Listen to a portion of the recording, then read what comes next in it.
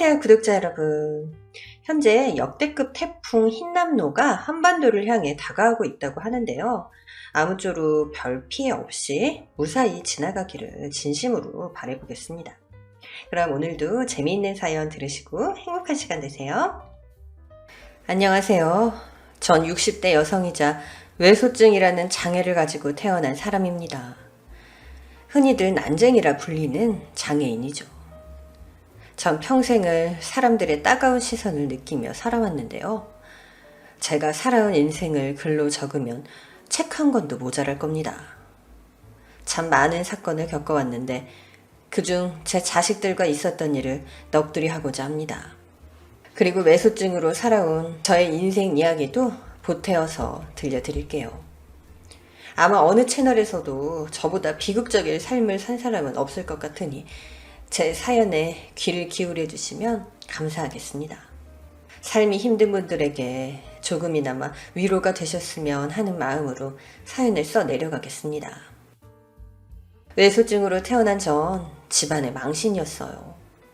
아기 때는 제가 외소증인 걸 모르셨는데 조금 지나니 다른 아이들과 다른 걸 알고서 부모님이 절 버리셨대요. 60년도 더 된 시대였으니 난쟁이로 태어난 아이를 버리는 건 큰일도 아니었죠. 그래서 전 부모님에 대한 기억이 없어요. 당연히 할아버지 할머니도 기억이 안 나고요. 그런데 이모에 대한 기억은 조금 있었습니다. 모두 절 버렸는데 이모가 키워주셨던 기억이 아직도 새록새록 떠오르거든요. 하지만 대여섯 살쯤 고아원에 버려졌고 친구들과 언니, 오빠들에게 놀림을 당하며 성장했습니다. 물론 학교에서도 키가 작고 특이하게 생긴 외모 때문에 친구 하나 없이 커야 했고 괴롭힘과 따돌림까지 당하면서 힘든 학창시절을 보냈네요. 성인이 되어 고아원에서 독립했을 때도 달라진 건 하나도 없었답니다. 길을 걸어가면 난쟁이, 똥자루, 꼬맹이 등등 많은 조롱의 목소리를 들어야 했고 아무런 대응도 못하고 바보처럼 참기만 했어요.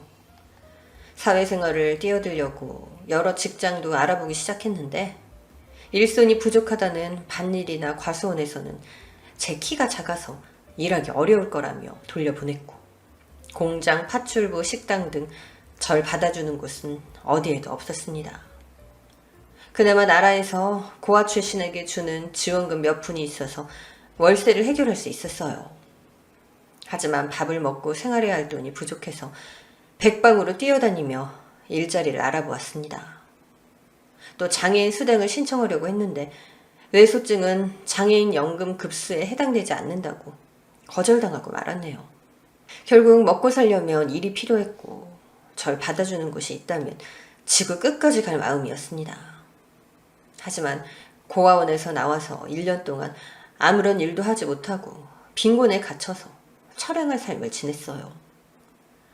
세상을 비관하고 난 왜 이렇게 태어났나 자아까지 하며 매일 서러움에 눈물을 흘렸고 희망 한 점 없는 우울함 속에 허우적거렸답니다. 그러던 어느 날이었어요. 길거리에서 전단지 한 장을 받았는데 서커스 공연 홍보 전단지였어요. 거기서 제 눈이 번뜩였는데 전단지에 공연하는 사람들의 단체 사진이 있었는데 저와 같은 외소증 사람이 2명이 있더라고요. 그 순간 온몸에 소름이 돋았고 드디어 절 받아줄 곳이 생겼다는 확신이 들었습니다. 공연장에서 비싼 돈을 내고 들어가서 앞자리에 앉았고 재밌는 공연을 관람하기 시작했어요. 자전거 묘기, 공중에서 사람을 던지고 받는 묘기, 저글링 등등 눈으로 보고도 믿을 수 없는 광경들이 펼쳐졌답니다. 그때 제 심장이 얼마나 쿵쾅거리며 뛰던지 당장이라도 무대 위에 올라 서커스 단원들처럼 묘기를 막 부리고 싶더라니까요. 2시간이 넘는 공연이 끝나자 관객들이 썰매처럼 빠져나가고 단원들은 무대 뒤로 나갔답니다. 전 용기가 나지 않아서 빠져나가는 관객들을 따라갈까 단원들을 따라 무대 뒤에 대기실로 들어갈까 갈팡질팡 하다가 에이 모르겠다 하고 서커스 단원들이 모여있는 대기실로 쫓아 들어갔습니다. 거기서 서커스 단장을 만나게 된 전 일을 배우고 싶다고 조심스레 말했어요. 여기 단원을 추가로 뽑고 계시나요? 제가 아무런 재능은 없지만 꼭 배워서 무대에 서고 싶습니다. 여기 있는 단원들처럼요. 그러자 모든 단원들이 절 주목했고 밝은 미소를 지었답니다. 여태껏 저를 보며 그런 미소를 짓는 사람들은 처음이었죠. 그래요? 한번 해봅시다. 정말요?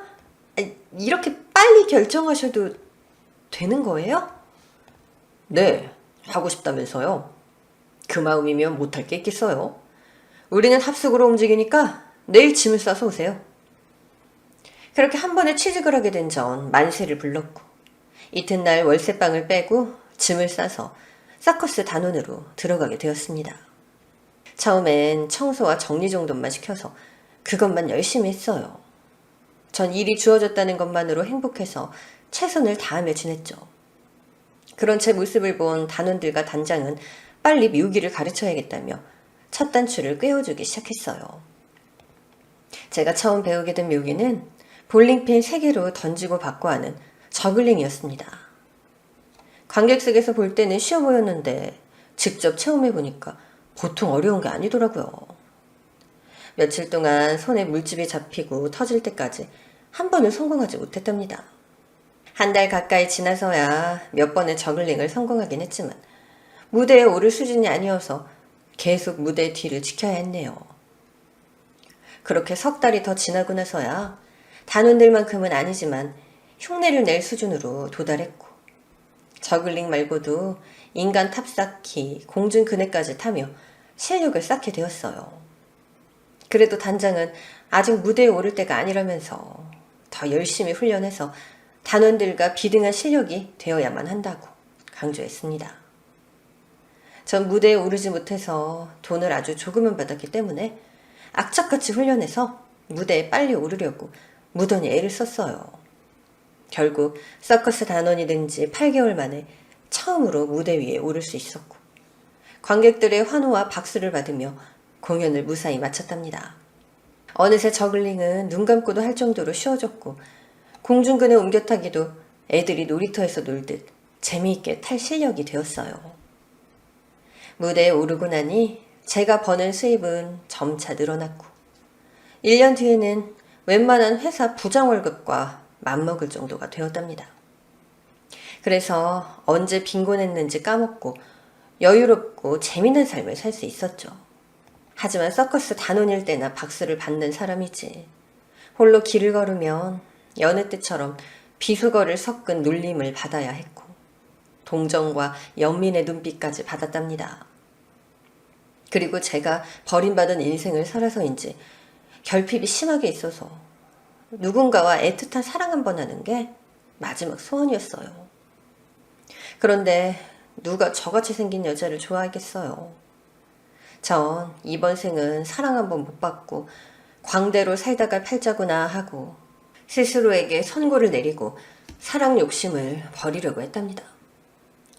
그런데 25이 되던 해에 말도 안 되는 일이 벌어졌어요. 관람객 중 멋진 한 남자가 무대 뒤로 와서 저에게 꽃다발을 내미는 거예요. 이에 전 당연히 사람을 잘못 봤구나 하고 손을 저으며 말했답니다.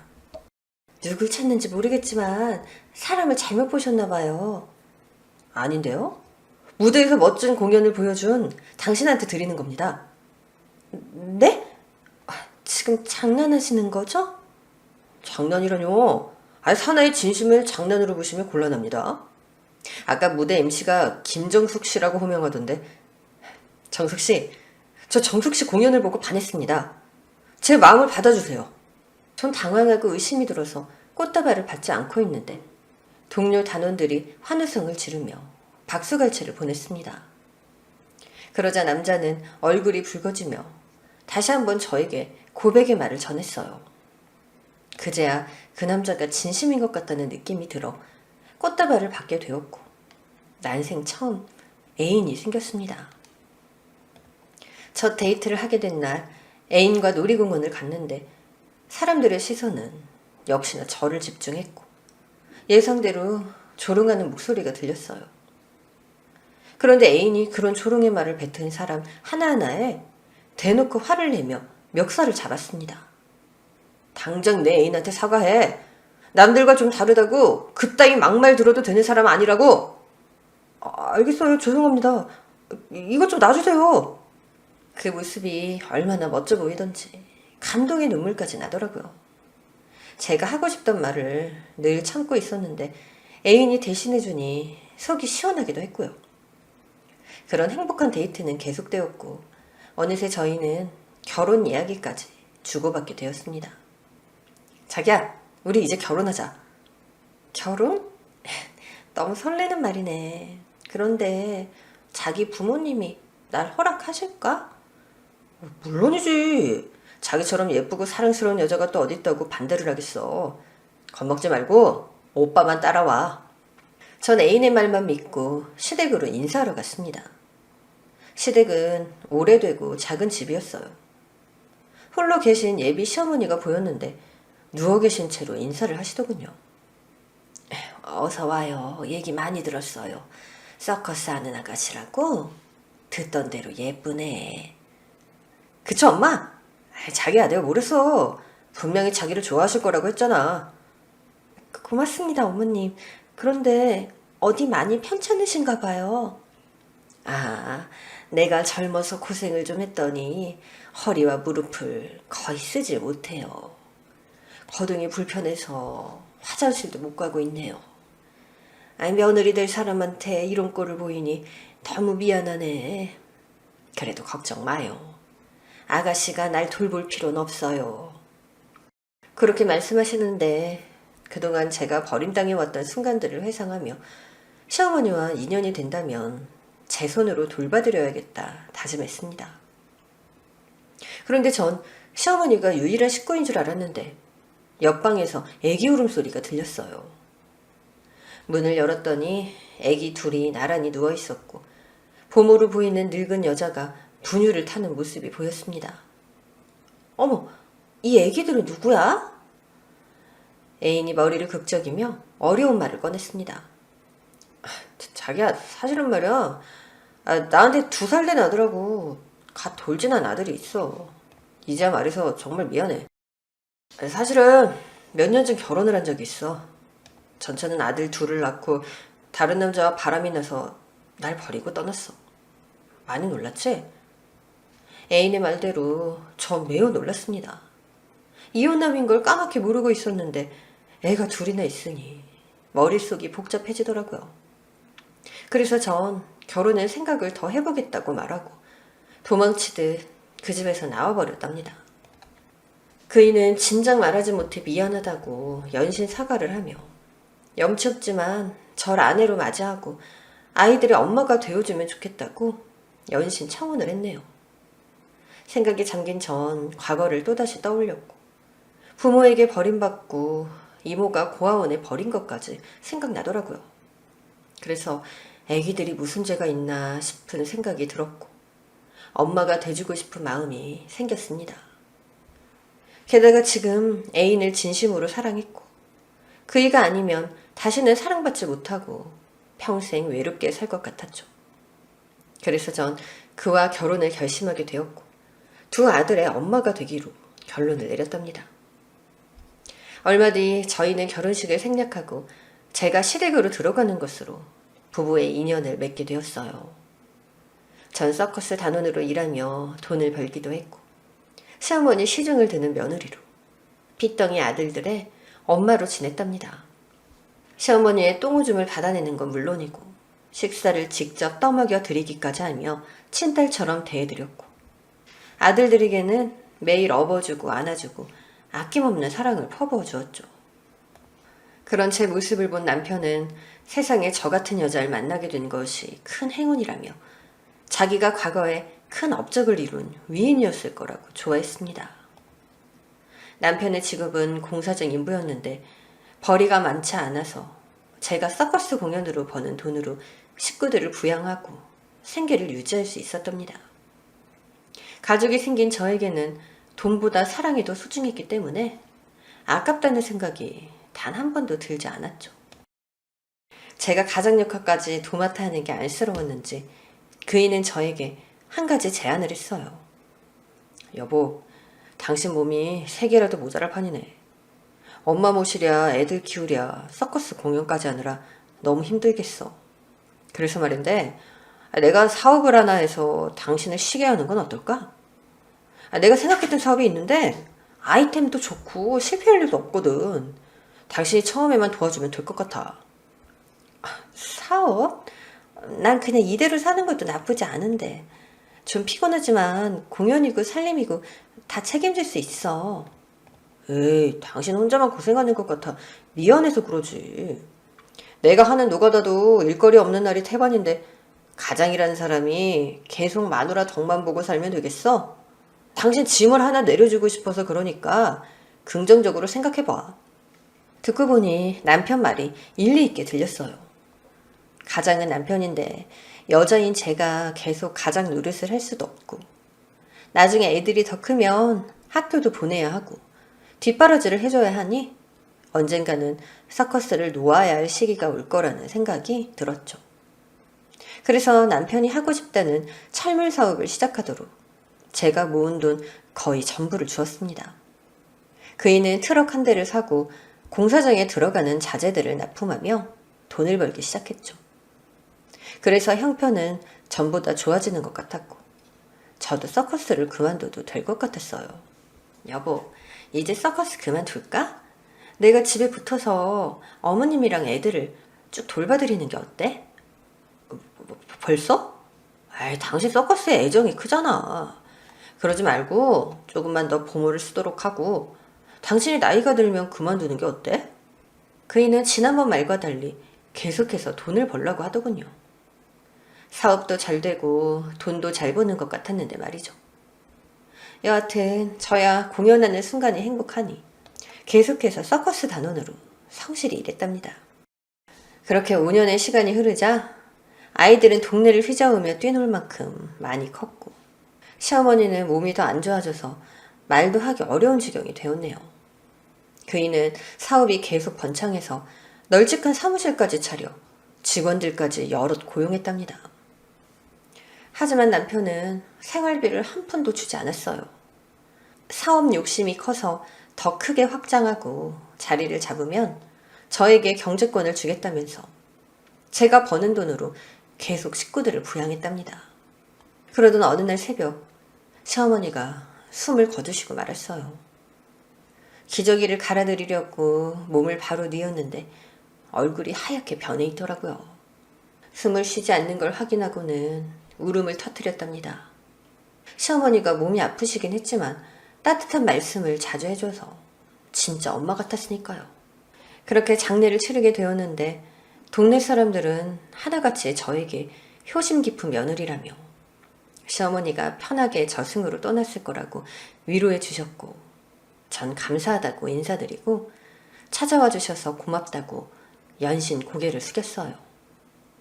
그때는 아무도 절 난쟁이라고 놀리지 않았고 좋은 사람이라고 말해줘서 기분이 좋았답니다. 그런데 시어머니가 돌아가시고 마음이 무거웠던 전 서커스 공연 중 크게 다치고 말았어요. 이전까지 별것도 아닌 공중그네를 타다가 바닥으로 떨어지는 큰 사고를 당했거든요. 무릎뼈가 부러지고 인대까지 끊어져서 수술을 받아야 했답니다. 게다가 완치해도 다리를 절뚝거리며 살아야 해서 다신 서커스 무대에 오를 수 없었죠. 하늘이 무너지는 기분과 또다시 소외된 마음이 들었지만 남편과 아들들이 있기에 극복할 수 있었죠. 원래 장애가 있던 저에게 장애 하나가 더 생긴다고 별 차이가 없다고 여겼네요. 하지만 다리까지 절뚝대는 외소증이었으니 불편한 게 한두 가지가 아니었습니다. 부엌에서 밥을 차리는 것만 해도 많은 힘이 들었고 화장실에서 씻는 건 역시 굉장히 불편했어요. 게다가 아들들은 저보다 훨씬 키가 더 커서 업어주는 것도 불가능했죠. 오히려 다리가 불편한 절 아들들이 부축해 주었답니다. 그때 아들들 나이가 8살, 7살이었을 때였는데 말이죠. 한편 사업하던 남편은 매일같이 야근을 하는지 집에 들어오는 날이 손가락으로 꼽힐 정도였습니다. 그런데 그렇게 잘 되던 사업이 어느 순간 주저앉아 버렸어요. 여보, 돈 좀 가진 거 없어? 납품 들어간 공사장에서 대금을 계속 미루고 있네. 다른 데 납품 들어가야 되는데 자재값이 많이 부족해서 말이야. 돈? 서커스 그만뒀으니까 있을 리가 없잖아. 많이 힘든 상황이야? 그 전에 모아둔 돈 있을 거냐? 통장 좀 줘봐. 왜 이래? 여태껏 생활비 내 돈으로 다 썼잖아. 남아있는 돈은커녕 다음 달 생활비도 없어. 난 이제부터 당신한테 생활비를 타서 쓰려고 했다고. 뭐야? 그럼 당신 알거지 된 거야?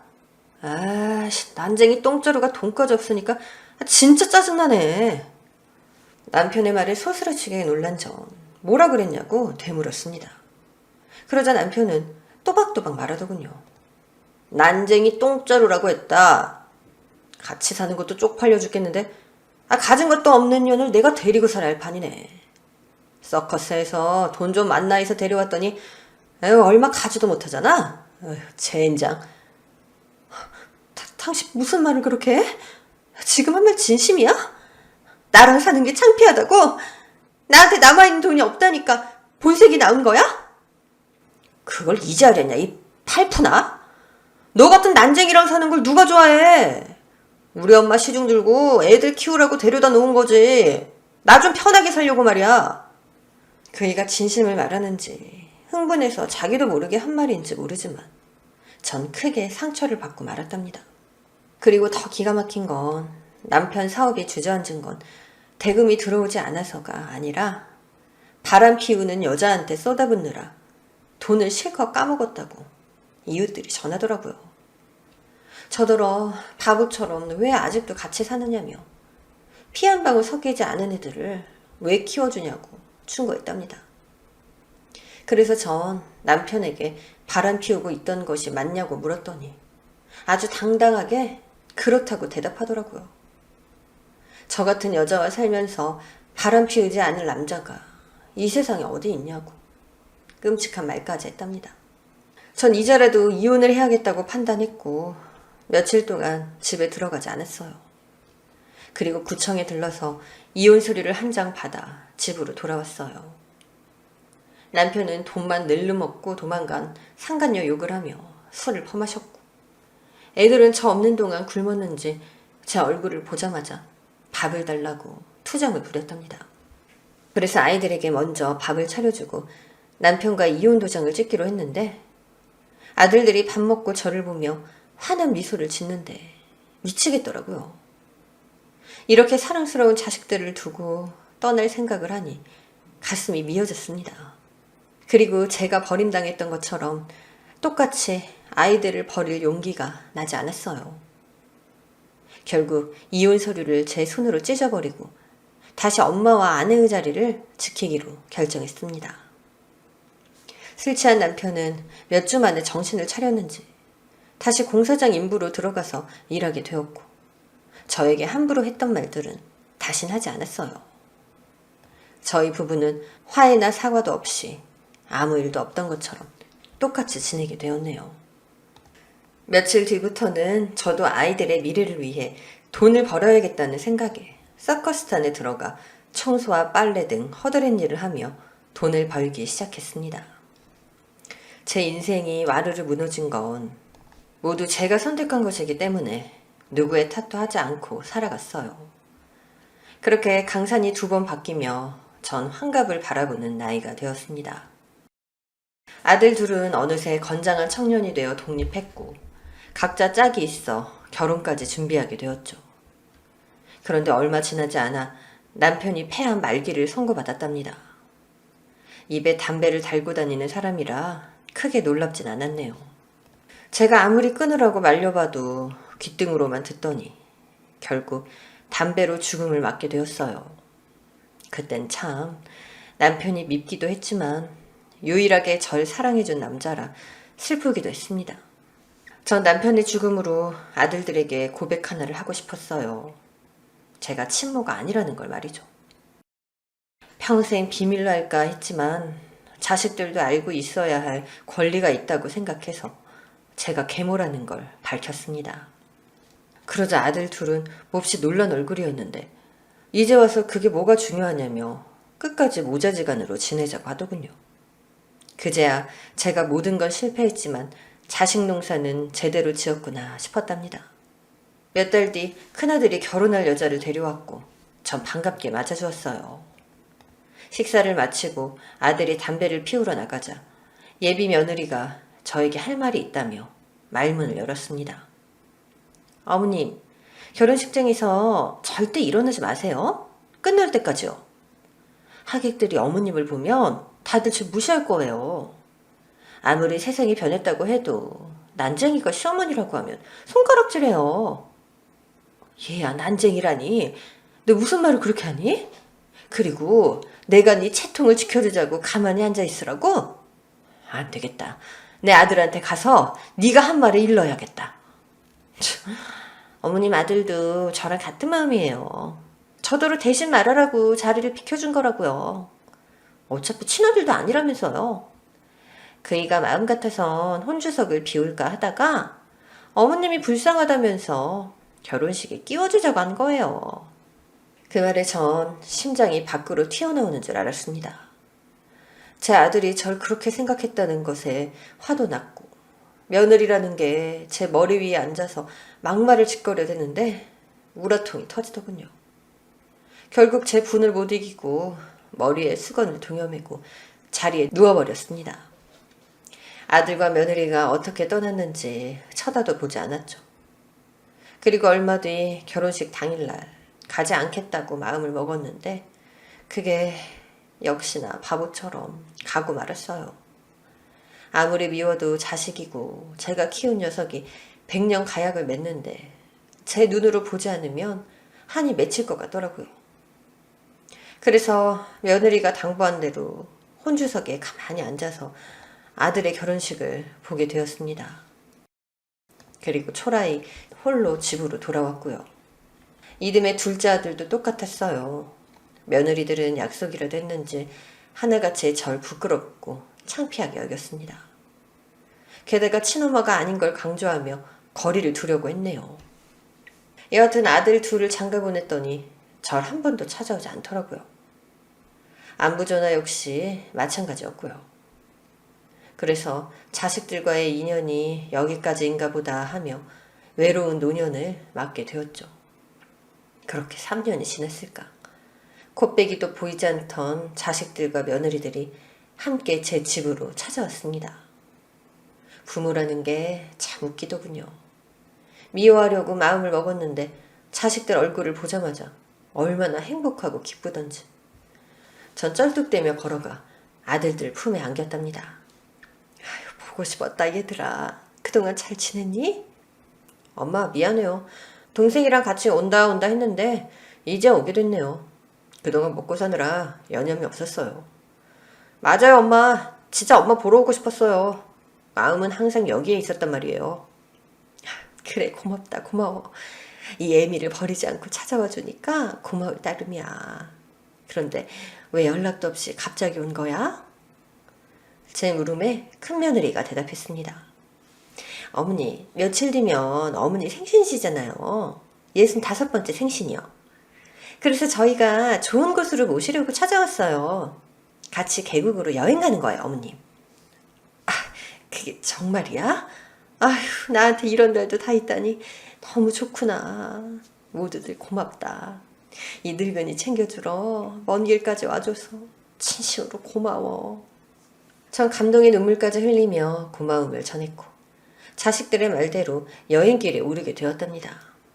작은아들이 가진 승합차에 5명이 같이 타고 고속도로를 달리며 멋진 풍경을 감상했어요. 정말이지 평생 처음 보는 광경이라 입이 턱 하고 벌어지더군요. 어머님 기분 좋으신가 봐요. 웃음이 끊이질 않으시네. 금강산도 식후경이란 말 아시죠? 제가 미숫가루 좀 타왔으니까 시원하게 한잔 하시고 구경하세요. 아유 그래 맛있겠구나. 잘 마시마. 며느리가 건네준 미숫가루를 원샷으로 마시고 계속해서 창밖을 구경했습니다. 그런데 5분도 지나지 않아서 잠이 쏟아져 저도 모르게 쿨쿨 자게 되었어요. 잠에서 깨어나자 제가 누워있어 목적지에 도착한 걸 깨달았죠.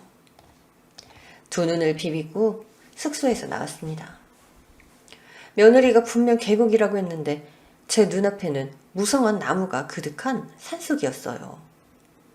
뭔가 이상하긴 했지만 근처에 계곡이 있을 거라 생각하고 아들들을 불렀습니다. 얘들아, 어딨니? 그리고 멀리서 자식들의 목소리가 들려왔어요. 전 귀를 기울였답니다. 야, 난쟁이 깼나 보다. 빨리 여길 벗어나자. 아, 형, 괜찮아. 저 난쟁이 쩔뚝이가 무슨 수로 우릴 따라와? 천천히 가도 상관없어. 그런가? 하여튼 여기다 짱 박아두고 한 달에 한 번씩 먹을 거 배달해주면 된다는 거지? 나중에 경찰에 걸리기라도 하면 큰일일 텐데 괜찮을까? 아, 그렇다니까. 고려장이라고 못 들어봤어? 옛날에 늙어 빠지고 쓸모없는 부모를 산에 버리고 오는 풍습 말이야. 우린 지금 조상이 했던 것처럼 풍습을 따라하는 거라고. 괜한 죄책감 가질 필요 없어. 여하튼 나중에 돈 받으면 반으로 나누는 거다. 아, 당연하지. 빨리 받았으면 좋겠다. 그 큰 돈이면 몇 대가 먹고 살 만큼 부자가 되는 건데 말이야. 그리고 목소리는 그쳤고 아무 소리도 들리지 않았답니다. 전 뒤를 돌아 숙소를 봤는데 당장이라도 귀신이 나올 법한 폐가였어요. 그리고 그 안에는 빵과 물이 잔뜩 있었답니다. 그걸 보고 나서야 자식들이 절 산속에 버렸다는 걸 다시금 깨달았네요. 그런데 돈을 받는다는 말은 이해가 되지 않았어요. 제가 가진 재산이 얼마 되지도 않았고 보험 또한 들어놓지 않아서 줄 게 하나도 없는데 말이죠. 여하튼 전 패닉 상태에 빠졌고 너무 어지러워서 흙바닥에 주저앉고 말았답니다. 그동안 자식들에게 헌신하고 사랑했던 순간들이 파노라마처럼 머릿속을 스쳐왔는데 그 모든 것들이 부질없고 헛된 행동이라는 걸 느꼈어요. 그리고 제 팔자에는 사랑 하나 없고 죽는 그날까지 버림만 받다 떠나는구나 싶더라고요. 그래도 살고 싶었는지 폐가 안에 있던 빵과 물로 배를 채웠습니다. 그리고 집으로 돌아가기 위해 절뚝거리는 다리로 산을 빠져나가려고 했어요. 그런데 사람이 다니는 길이 만들어지지 않은 산속이라 우거진 숲이 집이 있답니다. 1시간을 걸어도 2시간을 걸어도 똑같은 곳을 맴도는 것처럼 느껴졌어요. 그때 해가 지고 있어서 내일 다시 내려가기로 마음먹고 다시 폐가로 돌아가서 잠을 청했답니다. 그런데 산짐승들의 울음소리가 어찌나 소름 끼치게 무섭던지 식은땀을 흘리며 제발 폐가 안으로 들어오지 않기를 기도했어요. 공포에 떨고 있으니 잠이 올 리가 없었고 뜬 눈으로 밤을 지새웠답니다. 이튿날 또다시 빵을 우걱우걱 먹고 어제 갔던 길 말고 다른 길로 내려가 봤어요. 하지만 똑같이 우거진 숲이 앞길을 막고 있었고 도대체 어디로 가야 큰 길이 나올지 알 수 없었답니다. 몇 날 며칠을 산에서 내려갔다가 돌아오기를 반복하며 지칠 대로 지친 전 자포자기하고 말았어요. 제가 전생에 큰 죄를 지어서 평생을 이렇게 사는구나 하고 타협하고 폐가에서 처량하게 지냈답니다. 핸드폰도 없고 시계도 없어서 며칠이 지났는지도 모를 만큼의 시간이 흘렀어요. 자식들이 한 달에 한 번 찾아온다고 했으니 그날이 되면 이 산속에서 꺼내달라고 빌 생각이었죠. 그런데 잠시 후 숲을 지나는 짐승의 소리가 들려와서 재빠르게 폐가로 들어가 몸을 숨겼습니다. 하지만 짐승은 폐가 앞까지 걸어오더라고요. 숨을 죽인 채 공포에 떨고 있는데 사람 목소리가 들렸습니다. 언니, 정숙이 언니! 누군지 몰라도 산짐승이 아니라는 것에 안도의 한숨을 내쉬었어요. 그리고 폐가 문을 열고 저를 부른 여자와 시커먼 남자 여럿과 마주하게 되었답니다. 누구세요? 제 아들이 보냈나요? 한 달째 식량을 가지고 온 거예요?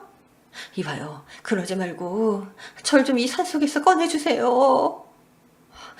역시 맞구나. 언니 자식들이 여기에 가둔 거였어. 이제야 퍼즐이 맞춰지네. 당신은 도대체 누구세요? 제 물음에 여자는 사진 한 장을 건넸습니다. 그 사진 속에는 제 이모와 저, 그리고 사촌 동생이 나란히 웃고 있었어요. 언니, 나야, 경미. 사촌 동생 경미라고.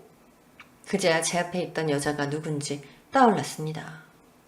어릴 적 제 뒤를 졸졸 쫓아다니던 꼬맹이 소녀라는 걸 말이죠. 경미? 네가 정말 경미란 말이야? 그렇다니까. 내가 언니 찾으려고 얼마나 고생한 줄 알아? 어휴, 이게 다 무슨 상황인지 모르겠다. 이모가 날 고아원에 버리는 게 60년 가까이 됐는데 이모 딸이 갑자기 내 앞에 나타났다고?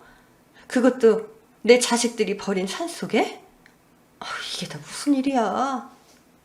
머릿속이 복잡한 전 질문들을 마구 쏟아냈어요. 그러자 사촌동생 경미가 흥분을 가라앉히라고 하더군요. 언니, 처음부터 이야기해줄게. 우리 엄마, 그러니까 언니 이모가 말이야, 언니를 버린 적이 없어. 언니를 잃어버린 거라고. 10수년 동안 찾아 헤맸는데 언니를 찾는데 실패했어. 그렇게 쭉 살다가 작년에 암에 걸리셨어. 연세가 많으셔서 거의 시한부나 다름없었지. 엄마는 곧 돌아가실 걸 예감하시고 나한테 유언을 남기셨어. 바로 언니를 찾으라고 말이야. 그래서 엄마의 유산을 똑같이 나눠주라고 일렀어. 그래서 작년부터 언니를 찾으려고 흥신소 여러 곳에 의뢰를 했고 얼마 전에 언니의 아들을 찾게 된 거야. 난 엄마의 유언을 전했고 빨리 만나게 해달라고 했어. 그런데 언니 큰아들이 말하길 언니가 이미 세상을 떠나고 없다는 거야. 그러니 언니 유산을 자기한테 달라고 하더라고. 그런데 내가 엄마처럼 사업하는 사람이다 보니까 사람 보는 눈이 좀 있어서 여기 뒤에 있는 사람들한테 뒷조사를 시켰지. 그리고 며칠 뒤 언니 큰아들 차 안에 심어둔 도청기를 회수해서 들어봤더니 빙고! 언니는 살아있었고 자식들이 돈을 가로채려고 죽었다고 거짓말을 한 걸 알게 된 거야. 전 혼란스러웠지만 결국 또 돈 때문에 이 지경이 됐다는 걸 알고 나서 좌절하고 말았습니다. 그래서 아들놈들과 며느리들이 짜고서 나를 고려장을 치른 거야? 이 깊은 산속에? 맞아. 도청기에 녹음된 산 이야기가 나와서 여러 사람 시켜서 이잡듯이 뒤졌어. 그리고 지금에서야 언니를 찾게 된 거지. 모든 걸 알게 되자 온몸에 기운이 빠졌습니다. 전 경미에게 돈 같은 건 필요 없으니 이 산속에서만 꺼내달라고 부탁의 말을 전했네요. 걱정 마. 이제부터 내가 언니 보호자야. 일단 여기서 나가고 할 일이 있어. 무슨 일? 차차 설명할게. 실장님, 저희 언니 좀 안고 산에서 내려가도록 해주세요. 이윽고 건장한 남자가 절 번쩍 안아들었고 경미와 함께 온 남자들과 산속을 빠져나가기 시작했습니다. 그런데 정말 끝이 없는 길이었어요. 아침부터 걸어 나왔는데 해가 질 때쯤 아스팔트가 보였답니다. 저를 안고 내려온 남자가 차에 태워줬고 곧 웅장한 소리를 내는 자동차가 달리기 시작했어요. 그렇게 탈출에 성공하게 되었답니다. 다시 눈을 떴을 땐 으리으리한 호텔 아니었어요. 하루 전만 해도 귀신이 나올 법한 폐가에 있다가 이런 곳에서 일어나니 기분이 묘하더라고요. 경미는 저에게 갈 곳이 있다며 씻고 준비하라고 일렀습니다. 전 묻지도 않고 화장실로 들어가서 오랜만에 샤워를 했어요. 이윽고 차에 오르자 경미가 말문을 열었습니다. 언니, 지금 가는 곳은 다른 호텔이야. 거기서 언니 큰손자 돌잔치가 있거든. 경미야, 내가 거기 왜 가? 나보고 손자 생일을 축하해 주라고? 아니면 또 잡혀서 산에 들어가라고? 이젠 자식들 얼굴 보기도 싫어. 그런 놈들 엄마로 살았다는 게 한심하게 느껴질 뿐이란 말이야. 차 돌려. 언니, 누가 축하해 주래? 가서 잔치상을 뒤집어 엎어버리잔 말이야. 그 자식들이 언니한테 한 짓에 대한 대가를 치르게 해주자고. 나만 믿고 하고 싶은 대로 해. 알겠지? 그제야 경미가 나에게 복수하라고 판을 깔아준 걸 눈치챘고 마음을 단단히 먹고 어떻게 할지 머릿속으로 그려보았답니다. 1시간 뒤 손자의 돌잔치가 이루어질 호텔에 도착했고 경미와 시커먼 남자들과 함께 안으로 들어섰습니다. 손자가 돌잡이를 하는 기가 막힌 타이밍에 행사장에 발을 디뎠네요. 이윽고 아들 둘 며느리들이 저를 보고 기겁하는 표정을 지었고 제 옆에 있던 경미의 얼굴을 보고 소스라치게 놀랐답니다. 경미가 손가락을 딱 소리를 내며 튕기자 시커먼 남자 하나가 마이크를 가지고 와서 저에게 건네주었어요. 언니, 녹음된 음성부터 틀어. 하객들한테 이 인간들이 어떤 놈들인지 알려야지. 그래. 경미의 말대로 녹음기를 켜고 마이크에 가져다 댔습니다. 그러자 큰아들과 작은아들이 저에게 달려드는데 경미가 데리고 온 시커먼 남자들이 한 손으로 제압해버렸습니다. 그리고 음성이 마이크를 타고 스피커에서 울리기 시작했어요.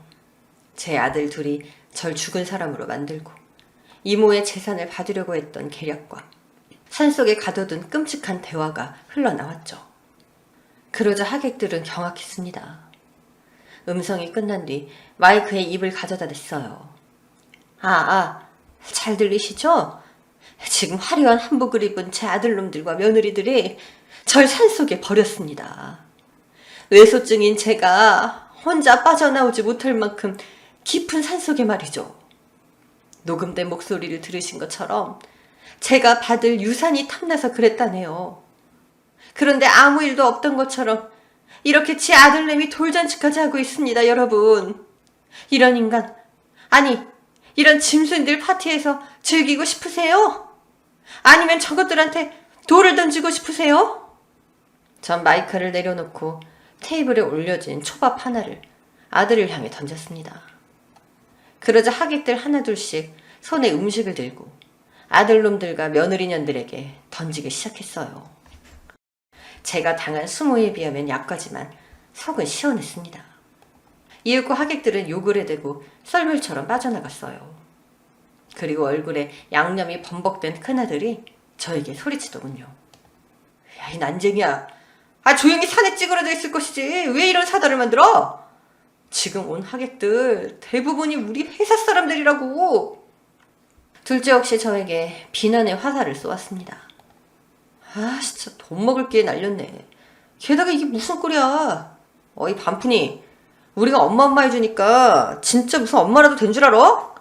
우린 어렸을 때부터 난쟁이인 당신 때문에 왕따까지 당했어. 우리 인생 먹같이 만들어놨으면 그만한 보상을 해야 되는 거 아니야. 산에나 짱 박혀 있을 것이지 왜 기어나와서 일을 망쳐? 너희들 정말 끝까지 이러기니? 나 때문에 너희들이 부끄러운 건 이해해. 하지만 내가 니놈들을 어떻게 키웠는데 이럴 수 있어? 내가 준 사랑을 모두 무시하고 장에 있는 엄마를 산속에 내다버리냐고. 그러고도 니들이 사람 자식이니? 아니, 너희들은 산짐승보다도 못한 놈들이야. 천벌받을 각오들 하라고. 제 말이 끝나자 경미가 뒤를 돌아 누군가에게 신호를 주었고 형사들이 몰려들어와 아들놈들과 며느리를 체포했습니다. 경미는 이 상황을 모두 계획하고 있었고 친한 형사들까지 미리 섭외해 두었다네요. 그래서 제가 복수하는 상황을 끝까지 기다렸답니다. 결국 제 자식놈들은 쇠고랑을 차게 되었고 납치와 감금, 범죄 공모 등 여러 죄목으로 감옥에 들어가게 되었습니다. 그렇게 저와 자식들은 연이 끝나고 말았네요. 그리고 전 경미의 부탁대로 경미와 함께 살기로 했답니다. 이모가 살아생전 절 잃어버린 걸 수없이 가슴 아파하셨다며 하늘에서 저희가 함께 지내고 있는 걸 보시면 기뻐하실 거라고 말하니 거절하지 못하겠더라고요. 그래서 지금은 으리으리한 대저택에서 지내고 있답니다.